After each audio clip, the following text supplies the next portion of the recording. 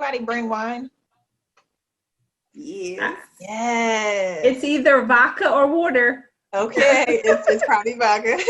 We'll never know.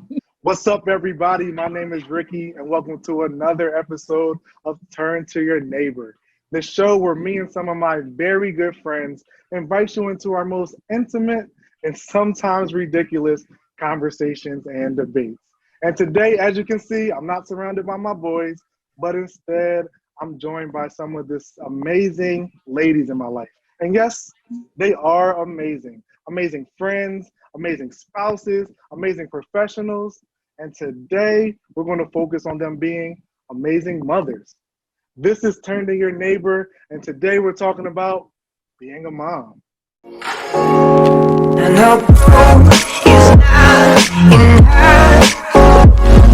So without further ado, let's meet our special guest for today. Hi, my name is Samantha Granum. Everyone calls me Sam. I'm a mother of two. I have a 5-month-old. His name is Science.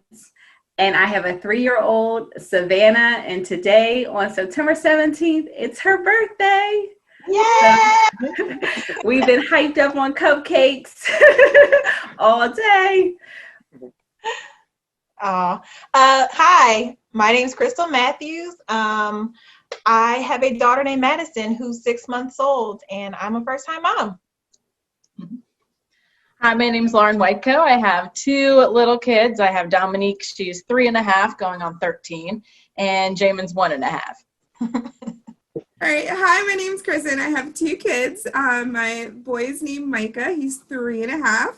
And my little girl, I just had her. She is 3 months old. Hello, I'm Alexis Bowie. I have a 3-month-old Prince Azariah, or Fly Guy Rye, and I am a first-time mom. Awesome. So obviously, I'm not a mom, all right? And I won't be able to relate to everything we talk about today, but I really want you guys to feel comfortable to talk freely as possible. Just act like I'm one of the girls for today, all right? Matter of fact, y'all got your wine? Can we just take a sip together to get this? Yes. Let's actually cheers to a good episode. All right. Cheers. There we go. All right. Ooh, I'm more of a whiskey ready. guy myself, but that's good. That's good. I'm ready. All right. So I have to ask this. I just have to get this off my chest. I know I will never experience this personally, all right? But someone has to tell me, how is it? Like, how does it feel giving birth, like bringing a life into this world? Like, how was it? Different for everybody. So my experience with childbirth with my first, I did not want a second. And then bam, summer happened and I forgot. But Damn. Hot mom summer. I was totally Okay. I was anxious the whole pregnancy, thinking about the birth of this second child. And in fact, after I had my first, I asked everyone that had multiple children, how did you have multiple children? And they said, you forget. I didn't forget. The time didn't last far enough. So I feel like for every mom, it's different. My first pregnancy was great the first time, but it was labor that made me not want to do it again. But it was reversed this time, where my pregnancy was rough and labor wasn't too bad. Like, he came out flying. And I had both. I had a C-section for Savannah and vaginal for Science. Okay. So you give me hope. Shout out to the Oh, yes. There's hope. I was gonna say I didn't know that you could have vaginal after having a C-section. Yes. Yes. So it depends. Like, I dilated with Savannah. I was 9 centimeters. I was 36 hours of labor. We tried to do it. But when I hit 9 centimeters, her heart stopped, and they just took me for an emergency C-section. So they said, since you can dilate, your next one shouldn't be an issue. But when you have your second, you have to be stuck in the bed and monitored, because they don't want your incision to burst. So that's why I'm so scared. should I just get another C-section? But it was just horrible. I'm like, let me try. I prayed about it. God knows, like, Right. and he God came got out. you. So God got you. Yes. Yeah. my labor with him was 18 hours, but once I was dilated, it was 17 minutes. Wow. Like he popped out in 17 minutes. The doctor was not even ready. She still had her watch on. Ah, wow. And it freaks me out because I'm like, she had an Apple Watch on, and I'm like, that's so gross. But whatever. I wipe that down afterwards. I don't like to talk about my labor in front of other moms because it was so easy, and I feel really bad talking about it. So my first pregnancy, I went in and did not want an epidural. I was like, if my mom can give birth to 4 kids without one, I can too. Right. Yeah. No, I felt that pain, and I was like, give it to me now. And then they gave me the epidural, and they broke my water, and I literally pushed a couple times, and Dami was out. And then same thing with Jamin. So, and then I was one of the people who totally forgot about it. Like the minute Dami was out, I was like, that wasn't bad. Like all the pain went away. So I feel horrible sometimes sharing that because I know that it was so hard on other people. But for some moms out there, I promise it is easy. But get that epidural. They make the medicine for a reason. That's true. I know with Micah, he was, I was in labor with him for about 18 hours, and like his heart rate was like up and down, but like the minute, like, first of all, the contractions were like horrible. And I remember when they started, like I told my husband, I was just like, babe, I was like, this is it. Like it's happening. And then as we started going to the car, I was just like, I'm not getting in the car. I'm not having this baby. I can't do it. Like, I'm not ready. Like, and he was like, this ain't the time to play. Like, I was just like, but I can't do it. And I remember because it was just so painful. I was like, this is like the beginning. I was like, all I know is it gets worse. Like, so I was terrified. And then I got to the hospital, and I was like 2 centimeters. And I remember, I'll never forget, because the nurse, my husband and I thought the nurse was so weird. And I delivered at a teaching hospital. So there's like mad people coming in to like just look at your vajay, just to see. And I remember, I'll never forget this. She went to go check how far along I was or how dilated I was. And she like goes up there and goes, coochie, coochie, coo. like sticks her fingers out there, goes, coochie, coochie, coo. And like, she like bears the head. No, and I'm like, girl, if you don't get your hands. She's doing it because she failed. It was horrible. And like, so like I'm in the middle of a contraction. She's like playing with Micah's head, and I'm like freaking out.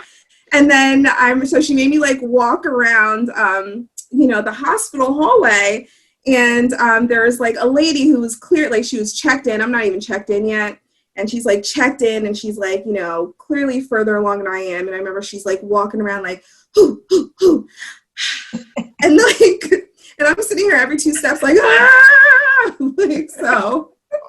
And then, so they finally, like, they checked me again, and I was only like 3 centimeters. They're like, the doctor said you could have epidural. I was like, give it to me now. Like, so I had the epidural, and it was like just numb. It was wonderful. I took a nap. Like, it was great. And then, but like Micah didn't like the epidural though, and like his heart rate was like up and down. And by the time I was pushing for like 3 hours, and they were about to like take me for like an emergency C-section because he was like facing the wrong way. He was facing up instead of facing down, so he was like getting stuck on my pelvic bone, and it was like this whole thing. And then like the cord was wrapping around his neck and everything. Wow. Like, yeah, my son was very dramatic on the way out, and he's dramatic to this day. So it makes sense. But then he finally came out. But with my daughter, like, she was like a day late, and and the pregnancy was like miserable.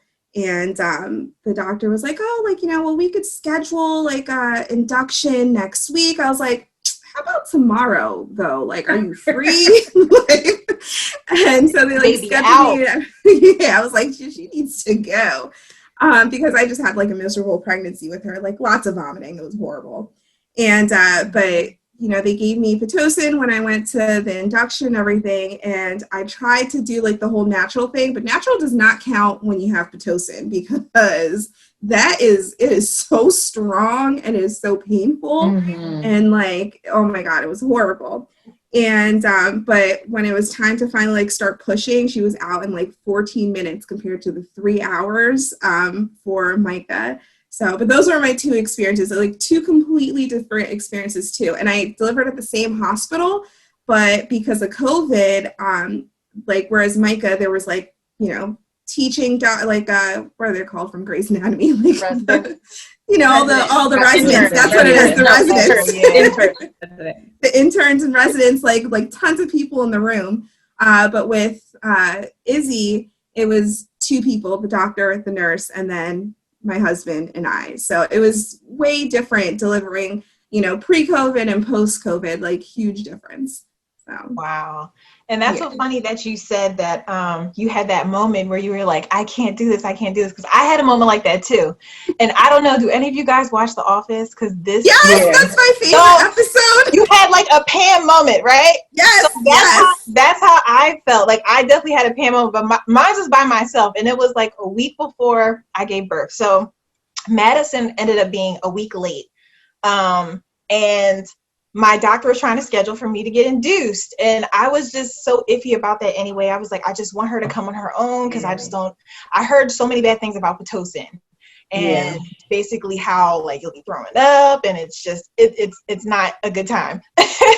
So I was really scared. And so I actually tried to call the doctor because I had a date planned and I got like cold feet, and I called the doctor. I was like, can we change the date? Like, can we wait like another week, a little longer? They're like, it's been a week already. You really should probably just go ahead and do this. So, and they were like, I mean, if we wait, there's not a guarantee that there will be like a room available for you. So I was like, oh, damn, I guess I just have to do it. So I kept the date, but I definitely like, after I hung up the phone, I like sat there and I just like cried. And I was like hyperventilating a little bit. I was just like, I'm scared. Like, I don't know if I can do this. And I'm by myself, right? And I never told my husband this until after I gave birth. But I was like, I had a whole Pam moment. And I just like thought that was so funny. But so I did get induced. I got the Pitocin, but I did go natural. I did not get an epidural. So I was able to last, but it was rough. However, I feel like I got lucky because maybe the Pitocin speeds things up because I was only in labor for like 6 hours. And I hear like usually your first is hours and hours. Yeah. So maybe I just like got really lucky. So it was like 6 hours. And then I was doing a lot of exercising during my pregnancy. So crunches, stuff like, that's safe. So I really feel like that helped with my pushing because I pushed the baby out in 30 minutes. So I had like a really, really quick pregnancy. However, things got a little twisted right after I pushed her out. Like I pushed her out so hard that she like damn near flew, and all this like amniotic fluid came out behind her and she ended up swallowing some. So for like, I guess a little bit, she wasn't like breathing right away. So they had to take her away. But then for me, when she came out with so much force, she like hit an artery. So I started bleeding a lot internally. And I didn't realize like what was going on, but my husband, he's like all scared and stuff because apparently like I'm losing like a lot of blood. And all I remember is that the doctor or the nurse or whoever, she was like literally putting, and I'm sorry to make this like gross, but right, this is what happens. Ain't nothing kosher about delivery. Yeah, I could feel her whole arm like in my uterus trying to scoop out like blood clots. So, actually, this was an issue that I had, like my blood coagulation, it was either like too low or too high, something where like my blood doesn't clot fast enough. So they had to give me a drug to make the bleeding stop. And it was clotting too fast. So she had to literally scoop out blood clots from my uterus. Wow. It was horrible. Like horrible. And mind you, I didn't have an epidural. So this is like after literally giving birth naturally. So my uterus is raw and she's just in there like digging stuff out. It was crazy. So thank God though, I only lost like 75 milliliters, which is a lot. It's basically like a bottle of Jack. So that's a lot. Thank God. But I didn't need an infusion because they said if I would have got to a liter, they would have had to do that. So thank God everything ended up being okay. The baby was okay, but that was a crazy, crazy day. Yeah. Yes, you gotta tell her that story every time she acts up. You're like, Right. look, girl, I plotted. You know what you put, girl. But yeah. I would say then I won't complain. But I had a really good pregnancy. In the beginning, I was very nervous because Azariah is my rainbow baby, and I actually had a miscarriage at 14 weeks with my first pregnancy. So it's like you're in the clear, and then all of a sudden it's like, oh no, you lost a baby. And I'm like, but I'm in my second trimester. Like, what's up with that? So the whole first 14 weeks of pregnancy with Azariah was just like a lot of nerves, a lot of praying, a lot of like trying to just leave it all at the altar. But the pregnancy was really, like, it went really well. But during my third trimester, my OB was just concerned because she's like, well, his head is really big and his shoulders are really big. So you might want to schedule a C-section. I'm like, nope, nah, not doing it. I don't want no C-section. I'm going to push this baby out. I'm going to have my dream delivery where I'm screaming and being dramatic. And so it was coming up. But like Kristen, I was over being pregnant. I was like, okay, thank you, Lord, for this healthy pregnancy. I'm done. The experience, will never be forgotten. So at 39 weeks, I went in to my OB to schedule for a C-section for the following week. Because she was like, you'll be 40 weeks. And if he doesn't come by then, I really think we should just go ahead and schedule the C-section. I secretly think she just wanted to deliver him herself because she was going on vacation. But that's fine. We had that kind of connection because she was also my OB with my first pregnancy. So she just really wanted this, healthy baby to happen for us, which is fine. So we went in and she's like, okay, you're okay, Trouble, because she calls me Trouble. She's like, okay, Trouble, you're 4 centimeters, go to the hospital. And I'm like, say what? Don't play with me. So I got to the car because, during COVID, you couldn't have your spouse go in with you to the appointments. You had to go in by yourself. So I come out to the car and I'm like, babe, to the hospital we go. He's like, for real? I was like, for real? For real. He's like, okay, well. And I'm like, no, go home first. Because she's like, don't collect 200, just go straight to the hospital. And I'm like, no, I got to go home. I got to get some things in order. Really, I just need to go get my lunch. So I get my lunch because, I was with my sister when she was, she had her child and they was like, you can't eat. And I'm like, the devil's a lie. I need to eat. So I ate lo mein all the way over there. And then I get there and they're like, okay, you're 4 centimeters. We're going to give you some Pitocin to try to help keep things along. And I'm like, okay. They give me the Pitocin. I go through the entire first round of Pitocin. They check. You're still 4 centimeters. And his head is not coming down further enough to even dilate you even more. So I'm like, okay. They're like, we're going to give you another round of Pitocin. No, do you want the C-section? No. Nope. Give me more Pitocin. So they give me more. And if you've been on Pitocin, that's like, oh my gosh, ouch. Right. Y'all gonna turn this down a little bit? Yeah. And they check again after the second round of Pitocin. And by this time, it's been 25 hours. And he refused to come down. They put a little monitor on his head. So, like, every time he's moving, I just feel like he was going, coochie, coochie. To me. And I'm like, ooh, this is so weird. But he's after a second round of Pitocin, he still wouldn't come down. So at this point, I'm tired. I'm hungry. I'm hot. I'm annoyed. Like, I'm just over it. So I'm like, okay, let's just go in for the C-section. So we go in for the C-section, and it took them, it seemed like a while to get him out. But he comes out, he's fine. I'm, high as a kite off, whatever kind of good drug they gave me. And I'm sitting here busting it up with the staff, like, yes, this is so great. And they're just putting me back together. And the doctors, my OB said, with your second child, I really think you should just schedule a C-section and try not to go in the entire 40 weeks, because in the case that you have to have an emergency C-section, you have really tight abdominal walls. So it's really difficult to cut you up. It's difficult. Right. So I'm just like, oh, so me, mind you, I'm high as a kite. I ain't eat. I'm like, oh, so what you trying to say is I'm a brick house and I got a 6-pack under here. Not a brick house. She was just like, oh, trouble. No. But I mean, the recovery from a C-section, again, I have not had a vaginal birth, so I don't know about the recovery from that. But the recovery from a C-section is hell. Like, it is god awful. Like, you definitely don't forget because you're healing, you know, like a week after, 4 weeks after. They say, like, just don't even have a baby for an entire year after. So it wasn't my dream delivery, but I am glad that he's here and he's healthy. And, you know, yes. I did think after the drugs wore off, after the oxy wore off, and they sent me home and I stood up for the first time and I thought I was literally going to fall in half. I was like, oh, he's a one and done type of child. Like, I'm never doing this again. I can't. Oh, man. You're going to forget the pain. Don't worry. So, you're going to forget the pain and then you're going to be like, oh, I want a baby. I forget nothing. So when Kristen said about, like, you know, she was like, oh, y'all were getting ready to go. I have a funny story. So with Savannah, I'm like, I worked all day. I'm like, I'm tired.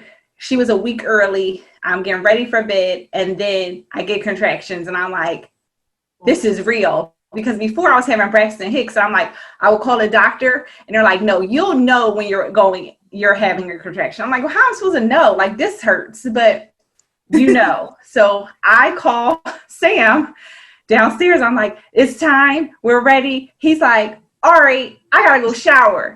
This man showers. You gotta take his stink butt into the car alone. I'm like, who are you seeing at the hospital? I'm bent over like. We get to the hospital, and I'm like so much pain. I look like I'm homeless. Okay, I got yoga pants. My sweater is backwards. Just like, please. The car ride was the worst, and then they sent us home.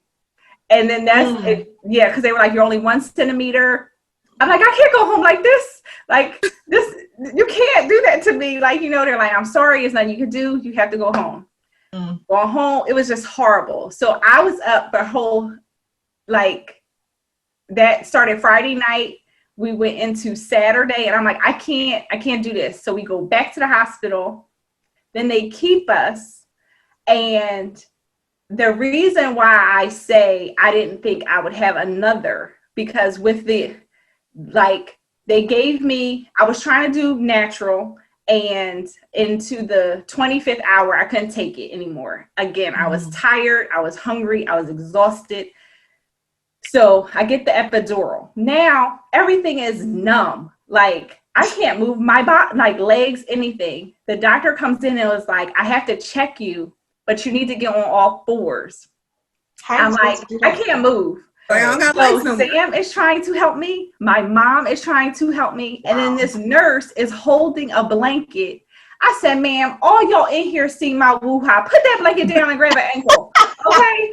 Like, come on. Like, and it's funny because I used to be this modest person. Oh, now, look, like you said, you got residents, interns, everybody's seen it. Okay? Who cares? Just get over here and help flip me. You know? And then once they did all that, they put a little tester on her head, like all this stuff. But with the emergency C-section, you can, and with your first pregnancy, they give you this birth plan. You write this whole thing out, and you can just throw it out the freaking window. Because on it, I had no C-section, no Pitocin, with a highlighter at the top. Like, you know, all this stuff. And everything that I did not want happened. So God is like, okay, like, just let it be. What will happen will happen. And when I was nervous, because it was like, you know, when you plan a C-section, they prep your husband. And being that it was an emergency, he wasn't prepped. So I'm like, well, when is he coming? And they're rushing. They're like, oh, we're going to get him.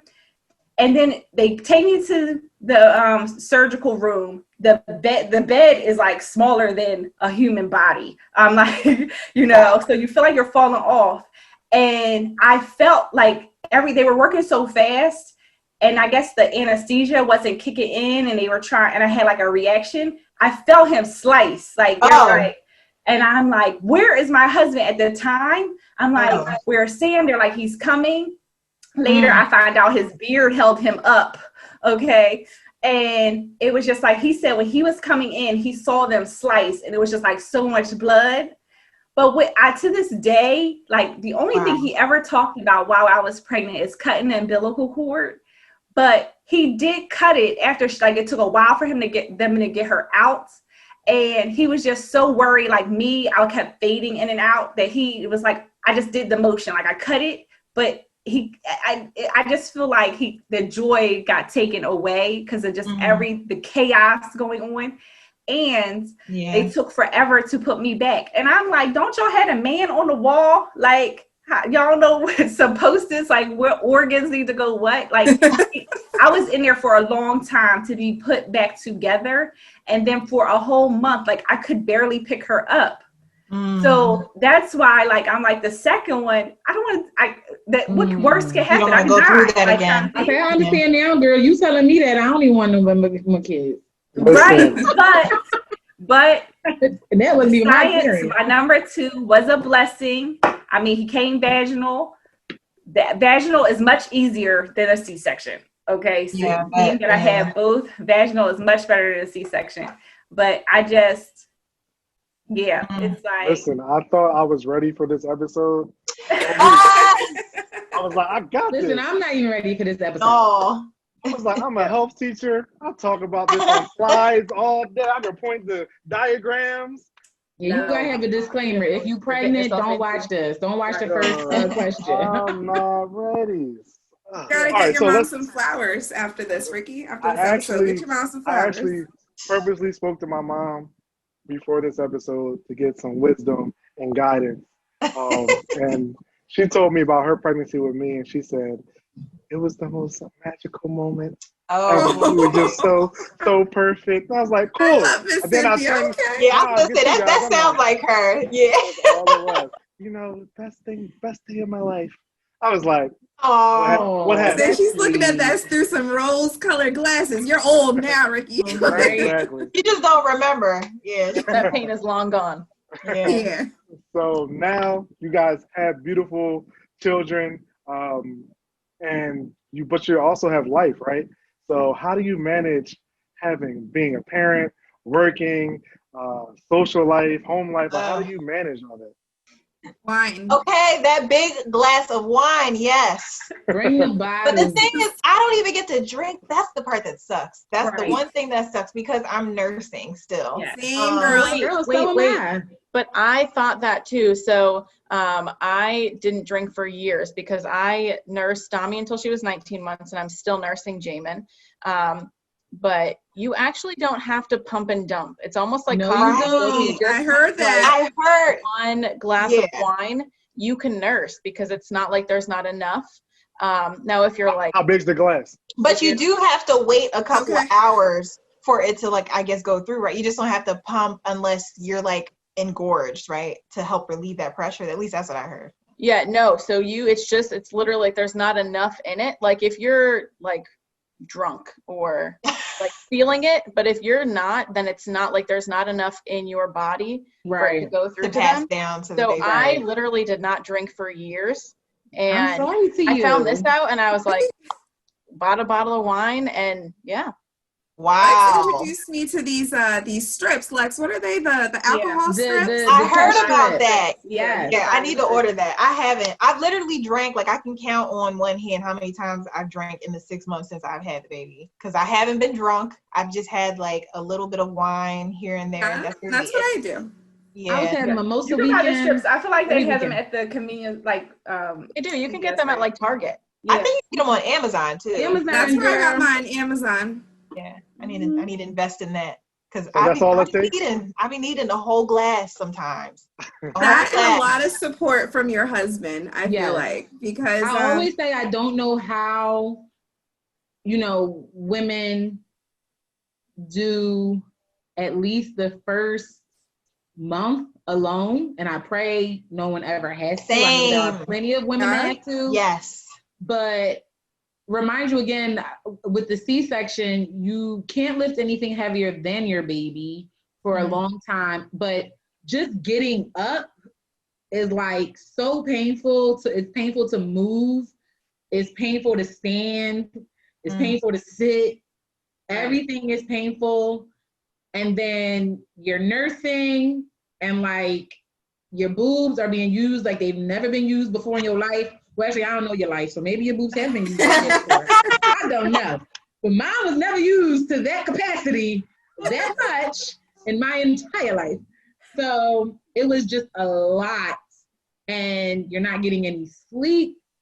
Yeah. And again, I was used to not getting sleep because my third trimester, I couldn't sleep well. I couldn't get comfortable. But this was a whole new level of not getting any sleep. Yeah. Like like before when I couldn't sleep, I would just, maybe go on my Bible app or go on Instagram or go on Pinterest. But now I have someone like screaming at the top of their lungs. And Azariah, this may be TMI, but I don't care, it's birth. So I have an inverted nipple. And so I had to use a nipple shield. Yeah. And like, he hated it. He was just like, what the heck is going on? I don't like this. So he favored one breast.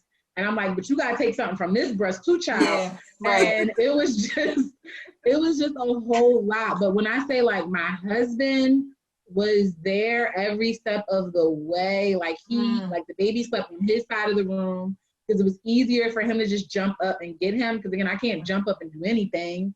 So he would get him and like give him to me, and we had to go through the lactation consultant with like holding football style, put the nipple shield on, twist and turn. Like it was this whole thing just to feed this baby.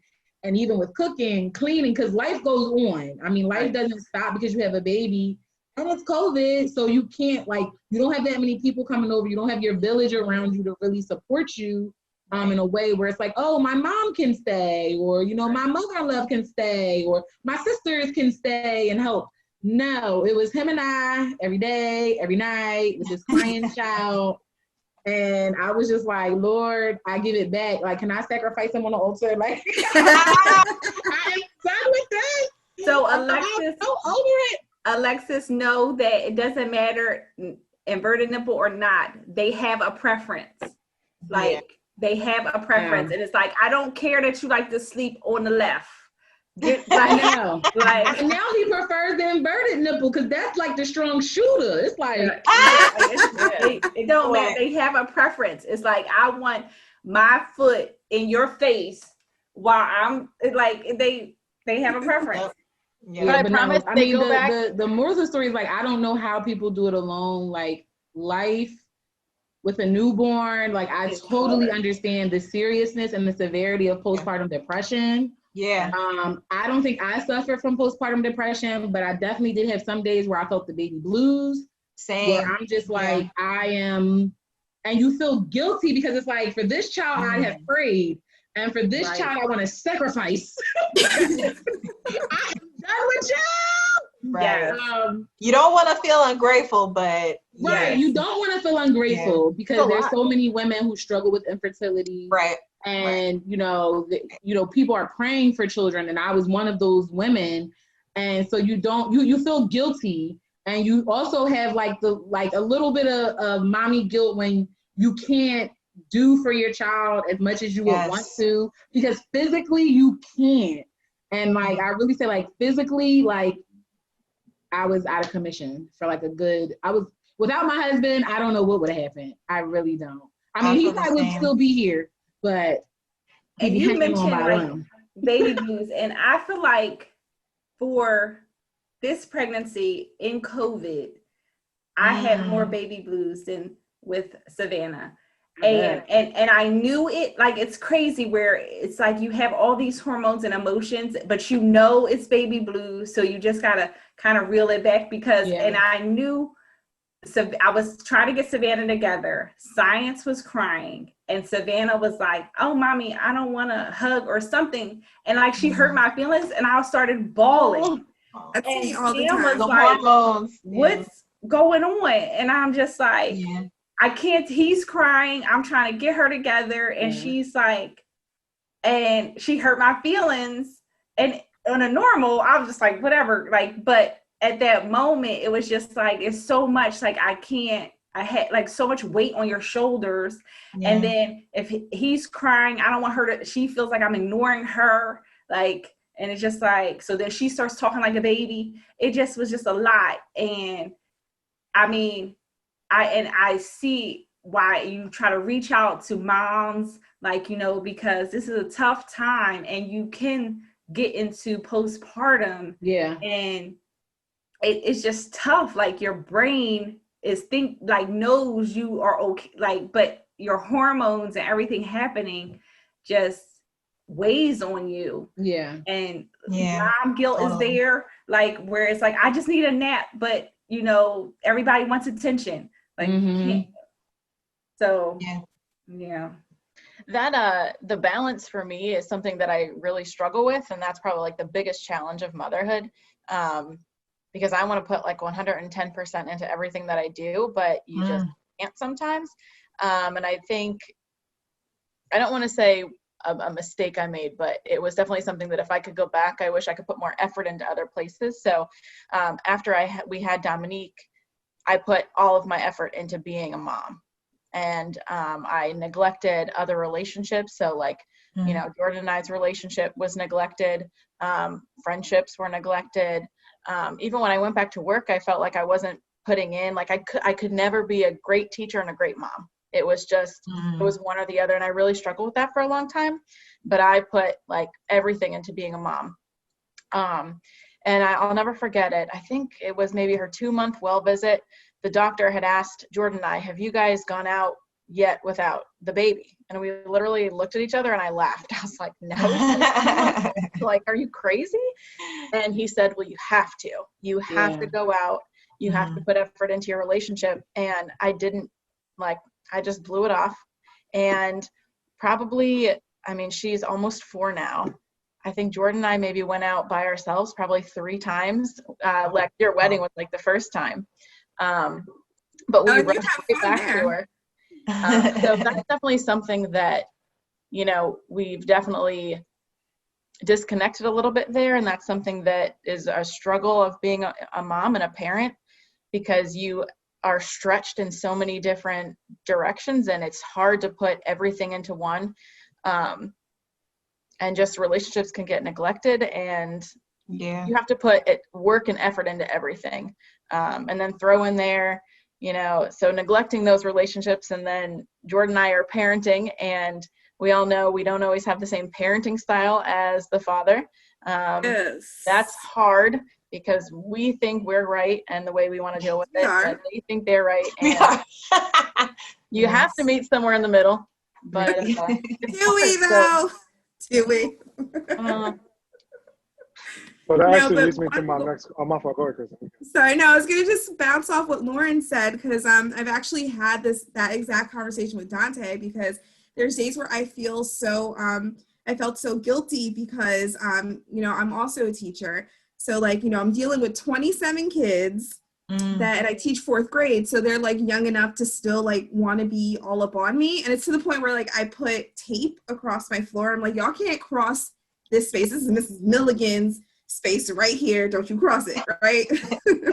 So like I'm dealing with like 27 kids during the day, and then I come home, and then I have like, you know, I'm with like Micah, and this is the time when I just had Micah, and I was with Micah, and I'm dealing with Micah, and then I'm trying to like, you know, do the housework, and I'm trying to cook and stuff like that. So my husband like ended up like taking control of most of the cooking, but then like he'll clean, but you know, it's just not like my kind of clean. So like I had to like clean on top of what he so there's that. And then I remember like him and I have had like a conversation multiple times about how like I feel like I can only pick 2. I cannot be a great teacher because I'm good at my job. I can't be a great teacher and a great mom at the same, as well as be a great wife. I was like, so like something's got to give. And unfortunately, what tends to give is me being like this great wife, like, you know what I'm saying? So like, I don't put as much effort as like I want to in my husband and I's relationship. Like one of the things that we talked about was after we had Izzy, was every Friday we're gonna have a date night. And Awesome. you know, and it doesn't have to be like, you know, like we're gonna go out. I mean, COVID, we can't go out, so like it was out the question anyway. But like we, you know, we're gonna do some sort of date night on Fridays, right? Yeah. But then the baby won't sleep, or Micah won't sleep, or Micah will wake up, or the baby will be up the whole time. And like, so something's always happening. So we've literally had that date night that we talked about 3 months ago, one time. So like here we are again with like the whole something has got to give, even though like I mean, now I'm virtually teaching, but like, you know, I've put like a lot of my effort goes into being, like Lauren said, being a great mom and doing, you know, this and doing that. And I mean, and that's where that the balance is where the, like that mom guilt comes in. Because I mean, because all mom guilt really is you're trying to do the best you can for make the best decisions for you and your family. But then comes that little whisper of comparison where with the Instagram moms and the moms that, you know, the moms from Facebook that, you know, you haven't seen, you know, your friends that you haven't seen in years, but there they are taking their kids to Six Flags and, you know, this paycheck, you got to pay the bill. Like, you know what I'm saying? Like, so like that, so like it all, so that balance is it, like, it's just so hard. I mean, and then mom guilt comes in and kind of makes you feel even worse than you already did, because I mean, as like moms, like, and as women, like we know when we're lacking and we know when we're slacking a little bit. And it just makes it really hard when, you know, that mom guilt comes in and you're just like, oh, I know I could do better, but like, this is really the best I can do right now. But like, but look at this mom. She did the laundry, and, you know, she did her husband, and she did the cooking, and she took care of the kids. Like, you know what I'm saying? But like, it's really, really hard, you know, to find that balance. And I do have to say, my husband is unbelievably supportive. And like, when I've had this conversation with him, like, you know, he's like, well, what can I do to help? And that's always his response. And which is why I love him so much. And like, but like that balance is so difficult because, you know, mom guilt is just there. It's always there. Yeah, I know Kristen and Lauren already touched on it, but I'm curious for the rest of you ladies, like, how did your relationship change with your spouse after you gave birth to a baby? I would have to say I feel like it got better, because it's kind of like, wow, look at like what our love created. So we're kind of like in that phase where it's like, oh wow, we created like this little human being. Aww. So it's like sometimes it's still, I mean, it's all, but then of course then we get snapped back to reality, like, why did we decide to create this like little human being? So, but I feel like it definitely brought us closer in that sense. However, it has been trying on our relationship because, like how you all have said, you can't make enough time to do what you used to do to really nurture, you know, the parts of the relationship need to be nurtured, because you're just trying to balance so much. And like you mentioned, like the mom guilt, like I totally had that in the very beginning, especially with like nursing and breastfeeding and not just knowing what to do. Like I struggled with that in the beginning, and then I had doubt and was like feeling like it's my fault, this isn't working right. So that was like a thing. But and then when you start working again, like thank God I get to work from home, but that adds another level of just complexity to this already crazy situation with COVID. So it's just a lot. But as far as relationships, definitely with my husband, thank God for him because he's been so patient with me. And it's been tough on him too. Like sometimes I tend to feel like, you know, he gets it easy because it's like, you don't have to wake up in the middle of the night to feed the baby. You can really just kind of get up and go do what you want to do. Like the baby needs me. Like I can't just, you know, just get up and walk out, be gone for hours and like come back. But definitely trying to keep the romance going is tough. And it's like, you really don't want to like let that go by the wayside. It's hard, but I think as long as you have like a good foundation before the baby, that helps. That's what I found. So it's definitely not easy, but yeah. So I would say it changed considerably. So before we were married, and even our first year being married, we were my husband is a very social person. I feel like I'm social too, but we traveled, like parties, get-togethers, every day is booked. We go to work, after work, we're hitting something, like ripping and running. And even like with Savannah, her first year, she traveled. She has a passport. Like before she was 1, she was all over the place. Like, and it was like we were traveling people. Our baby is going to be a traveler, and we had that with her. I feel like, mom, grandparents was like, oh, I'll watch her. So it's like you got that break. And even when we were pregnant, we said we had once a month we have to have a date night scheduled, like, have to do this, have to make time for each other, because we know with other people that have kids what their stories kind of thing. Right. So it's like, all right, we had this plan and we were doing it, and I feel like we were sticking to it, and then life happens, like, kind of thing. Like you say, oh, a babysitter couldn't watch her, or a grandparent, so it's just like, oh, okay, well, we'll catch it next month, like, and then something else happens, someone's sick, kid is sick, like, whatever. Then baby 2, I feel like it's just like now his life changed, because baby 1, his life didn't change. He could get up, go.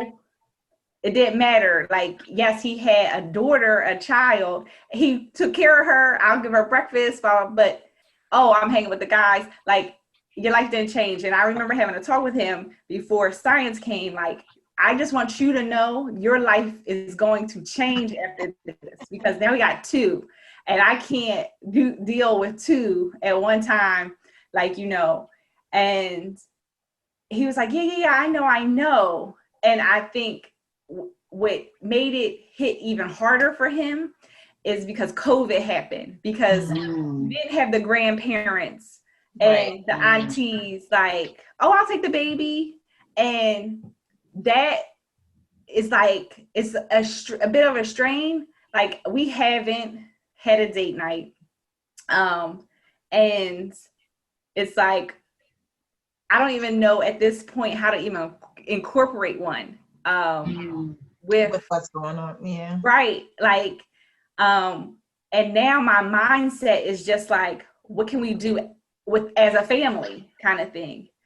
And my mom guilt comes is because it's like, I want time by myself, but it's like, where am I going? Like, what am I doing? And sometimes I'm like, I don't care. Like, I'll go to the supermarket. I'll go, like, or whatever. And that shouldn't be a time of self-care going to the supermarket. Absolutely. But it is. Right. But it's just like, right now, I'm in survival mode, I feel like, where it's just like, I have to keep myself sane with 2 kids, exhaustion, working, like, from home. Yes, thank God I'm working from home, but it's even more work, I feel like. Yes, it is. Because you don't get to escape at all. You're always there. It's just like, mommy, like, and it, so I know it's important. You have to get back to each other, because it's just like, I don't want to be where you see them, those married couples, where it's just like, you only talk about the kids, like, kind of thing. I know before we were best friends, like, you're my best friend. So I just know we need to figure out how to get there. It's just like, just a pile of, science is still an infant, COVID, but we have, I do know I need to figure out, or we need to figure out how to get back to us, because it's important. And like, but I do know, I feel like it's just, we haven't had a single time in a long time. No, I agree. COVID's definitely put it's made things very, very complicated. And like your husband, like my husband is super, super social. So we probably would have been going through the same thing if we were not in COVID, where he just like lived his life like, oh, Right. you know, I got a daughter, but I'm about to go over here. Right. That's how it would have been too. So really, honestly, COVID kind of helped us to get closer too, because it's like we're spending, like, I feel like we've never spent this much time together where we can't go anywhere, like, because we're working and my husband's in school. So we would have a limited number of hours where it's like, you're home, we're home. I mean, I'm home, you're home. We go to sleep, we wake up, and we have our routine. Mm-hmm. So I think it kind of forced us to have to spend a lot more time together, which has been great, because luckily we had a friendship anyway. So we got to do like a lot of things that we enjoy, like watch a lot of television. That's not necessarily like romantic, But it's I fun. think that But it's helped. your it thing. helped too. Yeah, Right. It's definitely. fun. Yeah, no alone time though, that's for sure. But Yeah. I would say for me, my relationship with my husband definitely, we went through a little something, because people say, oh, your first year of marriage is your hardest year. And for us, it was a breeze, because I'm like, I've been with this guy for 10 years, before, prior to us getting married. We lived with each other for 2 years before getting married. And it was fantastic. I mean, the first year of marriage is when we really solidified how we wanted our marriage to look, as far as like having date nights, you having your own personal time with your own personal friends, me having my own personal time with my own personal friends, and then us doing mutual things. So like Sam, like every weekend, the buoys were somewhere booked. We're like, our families were like, I know you're not going to be home. Like, I know you're not home. And we're like, no, we're not. Sorry, we're not home. But we always had something going on. So I would say after the pain subsided, the first month after having Azariah was when I really sat back and was like, dang, like we haven't had any us time without the baby. And by us time, I'm talking about a date night, but I'm also talking about some sex. Like, what's going on? Okay. Yeah. Right. I mean, I'm just being honest here. And it was this contention between my husband and I with like, I want sex, he's tired. I want sex, he's tired. He's like, we had a baby. I'm like, I know we had a baby. And, it was just this big sort of like a butting of the heads with that. And we really sat down, and it was like after having a little, baby date with the Milligans, we really sat down, and he was just like, babe, like you never asked me. He's like, people are always asking you about postpartum, and people are always asking you about the baby blues, but no one's asked me how I felt as a dad. Like I went through this too. Like I didn't go through it physically, but mentally and emotionally, like my life has changed too. And no one's like been curious about what's that been like for me. And because we're both therapists, I really had to sit back like, you right. I mean, I don't care, but you right. So I had to sit back, and I really had to ask him and be curious with him about like, well, what's going on for you? And he's like, well, you may be getting better sleep because you're used to, not getting any sleep. So you become used to it from the third trimester, but this is new for me. So I'm sleep deprived. I'm still working, even though like you're on a maternity leave, even though it's COVID, so it was whatever. Yeah. But he was still working from home and helping me with the baby. Raising his child. I don't say I'm with the baby. Raising his child. And trying to keep his platonic relationships all in order as well. And then it's like you have me on the side at the end of the night, like, what's up? And he was just like, it's a bit much. It's a bit much. So we sort of had to it's like we had to renegotiate our relationship after having Azariah, which was weird for us because it's like now we've been together for 13 years.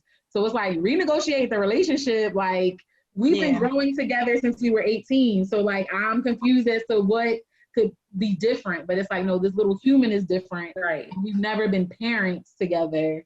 So it's like, now we need to talk about what is this going to look like? And I will say again, the power of the village. I remember my mother-in-law, she was just like, I want my grandbaby. And it was a Wednesday, like a random day. And we're just like, okay.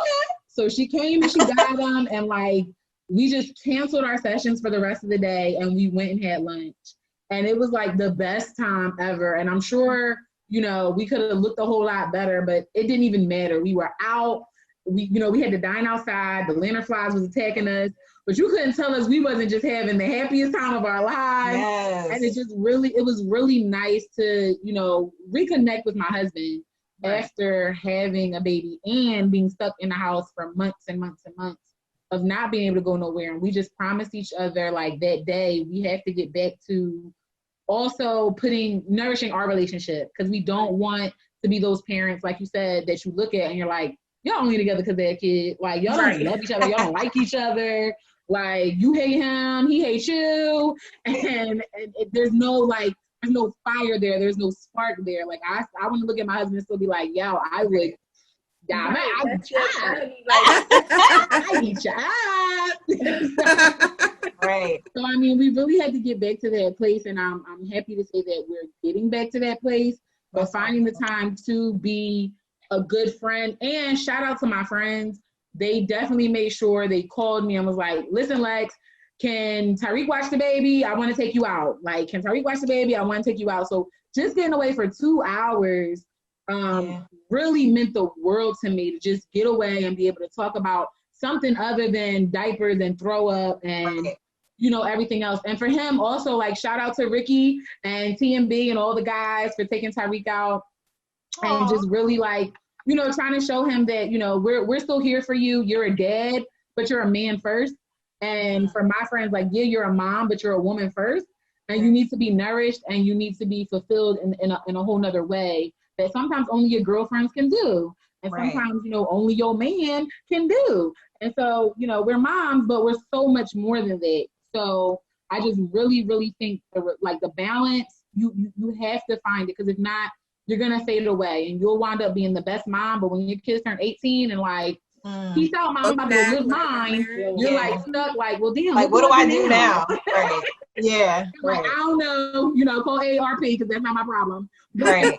Yeah. I mean, I really thank God for great friends, great family, who was just like, listen, like, if you need a break, we're here. We will give you that break. Like, don't hesitate to call. And I would say, like, there's a lot of people out there, but I found even with a lot of moms that I know, they don't use the village. So it's like, use your village. I know it's scary, you know, leaving your baby with somebody else. As long as you have someone that you can really, really trust, I mean, go out for an hour or two to really escape and just decompress and take your mind off of everything, because you don't get it. Especially in COVID, you don't get it. You don't get that time. So. Yeah.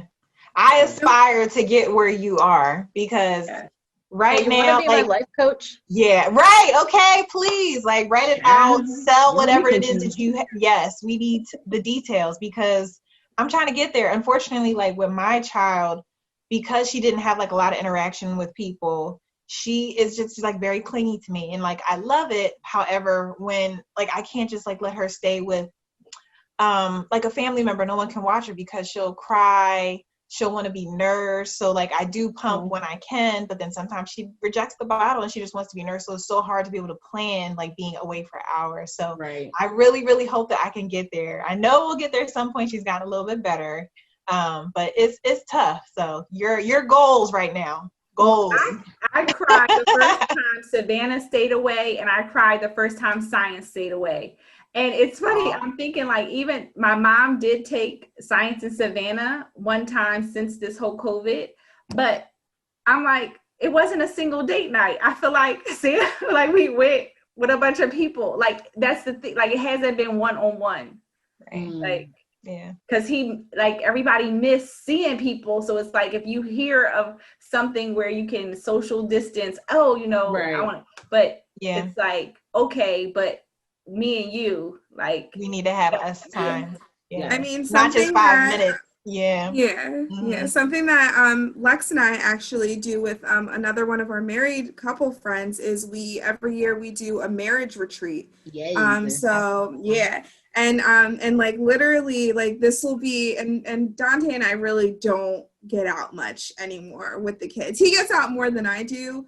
But I definitely don't get out. So like our marriage retreat this year is like in October. I am just like crossing out days in my calendar. Like, I'm so excited right now. I breastfeed or whatever, but like, and I don't pump as much as I should. But like, I've been telling myself, like, I need to at least pump like once a day, or else like Izzy's gonna starve this whole weekend because I'm leaving. Like, I don't know about her, but I'm not gonna be here. Like, so, but like, that marriage retreat, and something that I really love about this. So like, you know, for any moms who like, you know, are listening, like, get with your couple friends or get with, like, you know, because I mean, this marriage retreat, we talk about like difficult subjects, and like something that I love is that like I've gotten like this other couple is actually friends with Lex, but we've gotten to know them very well. And like, so it's to the point where like we'll talk about like uncomfortable subjects, and like we'll get in arguments or debates or whatever, like with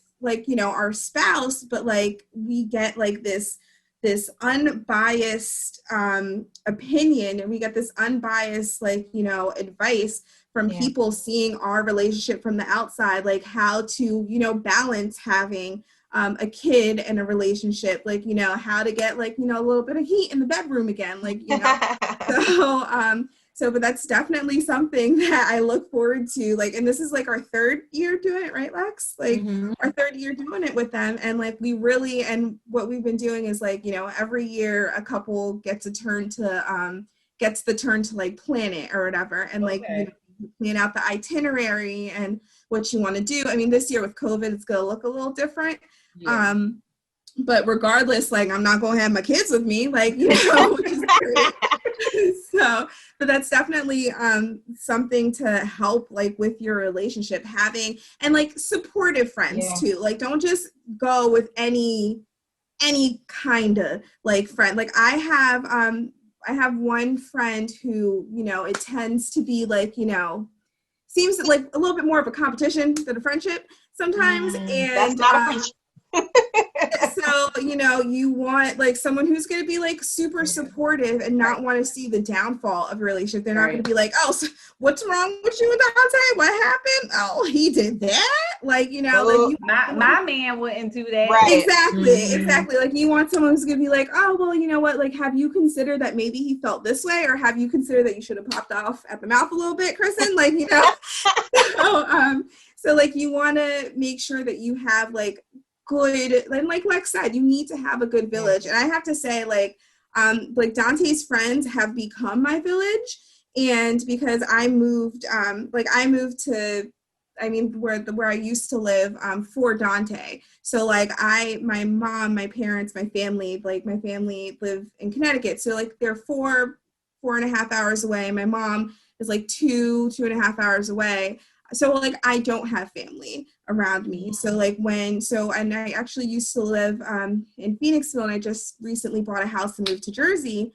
And one of the things that was a struggle for us was when we had Micah, you know, my husband actually picked up got a new job at the zoo, and he like had to go like Ecuador, and I was just like, are you fucking kidding me? We just have a newborn.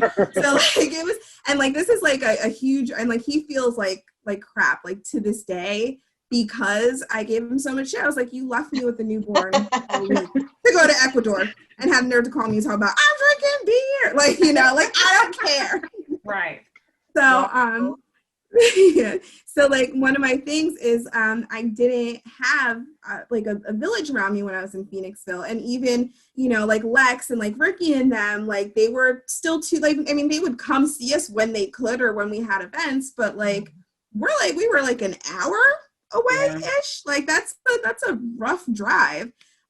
So like I didn't really have anyone. But like now that we're in Jersey, like I've seen like Lex way more, like I've seen a lot of people way more, and like I feel like less, like, because I had postpartum depression with Micah, and it was like, you know, it was hard, it was really bad, and especially because again, like I didn't have my village. But with Izzy, like I have so many people around me that I can call. Like, I mean, Lex, you know, texted the other day like, oh, what are you doing today or whatever, and like that would have happened if I was in Phoenixville, like, you know what I'm saying? So like really taking advantage of your village is great. And I mean, and that also, like Lex has been saying, like helps your relationship, because especially if you have good friends, and like, I mean, the guy friends that, you know, Dante has, like, you know, Ricky's one of them. I mean, they're they're just amazing. Like they are the Yeah. uncles to my kids. They love my kids as Yeah. if it was their, like they were their own, like, you know what I'm saying? And like my girlfriends are just as amazing. So, I mean, that village, that is priceless, important. absolutely priceless, So amazing. important. Yeah. So we're reaching our time, but this has been amazing. I don't want to leave without asking this question. What's the best thing about being a mom? I feel like we went around the hurdles and the awkward moments and the growing pains. But ladies, what's the best thing about being a mom? Or some of them? Yeah, I mean, I think for me, the best thing about being a mom is just the pure, like, happiness. Yeah, just the pure happiness that you see on their face Yeah. when they see you. Like, and my son just started preschool, and he didn't know I was going to pick him up, and I went to pick him up, and he was just like, Mommy! And it was like, my heart just exploded. And like, you know, there's no ice cream cone that you put in front of them that tops the way they look at me. You know? So that's one of my favorite parts about being, that love, like unconditional love.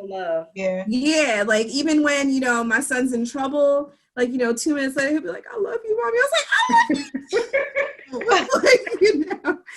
So yeah, that pure, just unfiltered love. Yes, absolutely. Despite all the struggles, this has probably been like the most rewarding experience I feel like I've ever had. And I know this is my first, but I hope, and I know it'll probably, you know, get more difficult and we'll have our struggles like as she gets older. But like you said, when she looks at me, like first thing in the morning when I get to see her face, she has like the biggest grin, and that literally like melts my heart. And I still have my moments where sometimes I just like stare at her and I'm looking at her like, wow, like we created, like you came out of me. I gave birth to like a human being. Like it's the most like mind-blowing thing that I've ever, you know, encountered in my life. So I feel like that's something that is just like can never be topped. So, and all the like these little milestones that I get to see. So that's really why I'm so happy I get to be home during COVID, because I'm not missing a beat. Right. So it's just getting to witness all of that. And like you said, just that pure innocence, and just that's what warms your heart. And there's nothing that can really top that. Yeah. It's like, you can't explain it. Like, you know, before I was a mother, I have friends that are mothers. My own mother would say, you know, it's this love, and you're pregnant and you have this baby, and they give you this baby that you have carried however many months, and it's just like you will move heaven and earth for this human. Yeah. Like it's primal. You can't put it into words unless you've had a child where they look at you, their little grubby hands and their wet kisses, but it doesn't matter. Like they are yours, and you can never love anyone or anything else the way you love your child. I was blown like a love you never knew existed. Like Yeah. know what it felt like until it happened. I was I know there's a lot of moms who experience this, but when I was pregnant with Jamin, I couldn't imagine, like I knew how much I loved Dami. Like it was just like undescribable. And I thought, how can I ever love another child? Yes. Like, but it's just like this space just opens up in your heart. You just, I was so scared. I was like, am I going to be the worst mom to him? Like, I didn't know how I was going to do it. But it's just a love that you can't describe. Yeah. Even if they do something bad, it's just like, ooh. But then, like, you just. That face. Right. Like, they just say, Mommy, and I don't know what it is. I don't. Because even, you know, you get married, you love your husband. Like, that love is like, transcends. Like, oh, no. Then you have this baby, and it's just like, oh, all right. Like.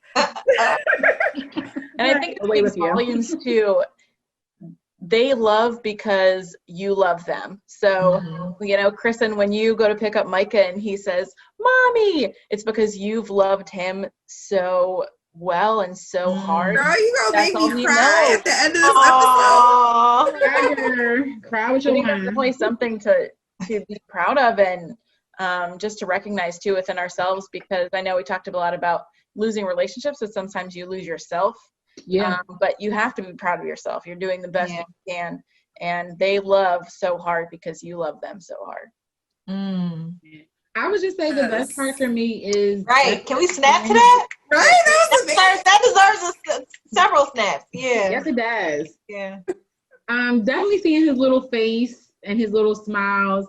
But the part that I'm enjoying the most is seeing his personality develop and seeing how he has both me and his father, and seeing like, yeah, that's me. I'm so sorry, son. Sorry to you. And sorry to all the people you're going to encounter. You know, because your father's very direct. I could be a little sarcastic and rude. I don't know what's going to happen in school, but we're going to, you know, we'll be showing that We'll get through. it's our fault. But just, you know, just seeing his little face, his little smile, even when you're frustrated and you're tired and you're drained and like they're screaming and all of a sudden they just stop and it's like, okay, you know, it's all right. I don't need to sleep ever again. It's okay. Right. But just that warmth and that love you feel, knowing that you created this human, you created this person, and that, you know, God entrusted you with this person is like, really, God, you trust me that much? Yeah. Okay, well, I'm gonna try. I'm gonna do my best. I'm gonna put my best on it. I'm gonna see how it come out. But I just, you know, the love, like you said, like Sam said, like you love your husband, you know that love, but there is still no feeling like, you know, just your baby. Just you made them. You made them. Like, you are a part of me. My blood runs through you. 9 months of perfection. And, like it's like I will fight anybody for this little infant. And I will say, bouncing off what Lex said about just watching their personalities grow and come out. I mean, we have two, so I mean, Dami is a bucket of sass. I mean, she is, like I said, 3 going on 13. The things that come out of her mouth, I'm like, yep, that's me. So sorry. but then, you know, so we have her, she's so outgoing, but then Jamin is Jordan to a T. I mean, he is just serious, plays basketball for about 3 hours a day.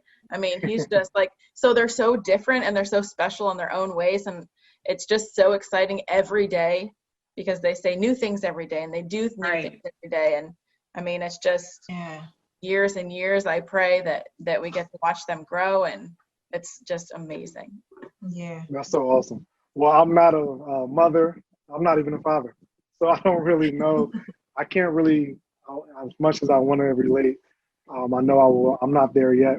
But I can say, just watching you all, having my own individual relationship with you all, seeing you guys grow from motherhood is a beautiful sight. And I know you guys talk about, you know, mom guilt and balancing and, you know, the stresses and the emotions, but all of you are doing a fantastic job. Thank you. I'm so proud of you, watching you guys grow from afar, being a part of your lives as much as I can. But just seeing you guys and the wonderful women that you are, I know that God put these children in your hands for a reason. And I'm so, so happy for all of you. All right? Thanks, Ricky. Look at you. All right. So you want to babysit all of them? You want to babysit all of them tonight? All right, guys. Well, that's our episode. We talked about today, balance. From all the kids to Ricky. Thank you for joining us. I'm not doing any babysitting duty anytime soon. And actually, we'll think about it. Can I do my outro, please? Yes. Oh, yeah. Sorry, go ahead. Yeah. This is my show. You know what? I done got took over. But thank you guys for joining us.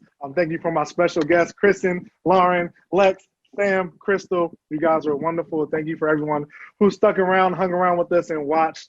If you like what you see, make sure you hit the like button, subscribe, leave comments, encourage each other.